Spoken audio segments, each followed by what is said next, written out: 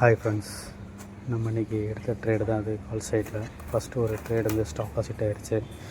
நம்ம நேற்றே வந்துட்டு வீடியோவில் சொல்லியிருந்தோம், ஒரு ஃபர்தர் ஒரு ஃபால் வந்துட்டு அதுக்கப்புறம் மார்க்கெட் ரெக்கவர் ஆச்சு அப்படின்னா அப் சைடு மூமெண்டம் ரேலி ஸ்டார்ட் ஆகுது அப்படின்னு. அதுதான் நீ நடந்துச்சு. நான் ஏற்கனவே சொல்லியிருந்தேன், ஒரு இதுக்கு முன்னாடி 2 days முன்னாடி ஒரு கேப் இருக்குது, அங்கே வந்து ஃபில் பண்ணணும் அப்படின்னு. அதுதான் அந்த கேப்பை கரெக்டாக ஃபில் பண்ணி அங்கேருந்து பவுன்ஸ் பேக் ஆகிருக்கு. 25,694 நினைக்கிறேன். அங்கேருந்து வந்துச்சு. அங்கேருந்து நம்ம ஒரு கால் சைடு ஆப்ஷன்ஸ் ட்ரேட் பண்ணோம். நல்ல ப்ராஃபிட் தான். ஃபஸ்ட்டு சென்செக்ஸில் லாஸ் ஆனாலும் நெக்ஸ்ட்டு ப்ராஃபிட் தான். இப்போ நம்ம நாளைக்கு எப்படி இருக்குன்றதையும் இங்கே வந்து ட்ரா பண்ணியிருக்கேன். 1 hour சார்ட்டில் வச்சுருக்கேன். இது ஆல்ரெடி ஒரு பவுன்ஸ் பேக் ஆகிருக்கு இன்றைக்கி.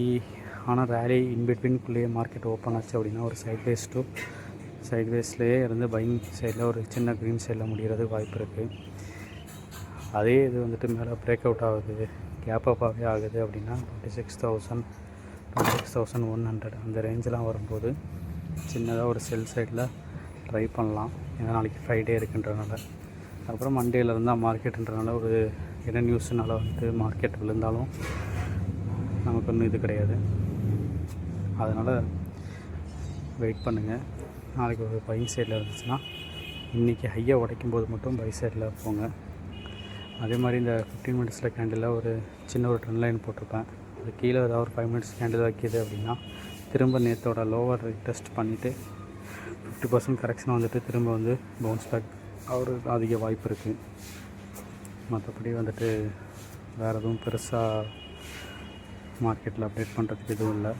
ஒரு ஸ்டாக்கு இங்கே அட்டாச் பண்ணியிருக்கேன். 25,450, 26,700, 25,650 உடைக்கும் போது ஃபர்தர் 100 பாயிண்ட்ஸ் 120 பாயிண்ட்ஸ் இருக்கிறதுக்கு வாய்ப்பு இருக்குது. 25,450 வரைக்கும் வர்றதுக்கு வாய்ப்பு இருக்குது. இது ஏசியன் பெயிண்ட்ஸ். நாளைக்கு இதை செக் பண்ணி பாருங்கள்.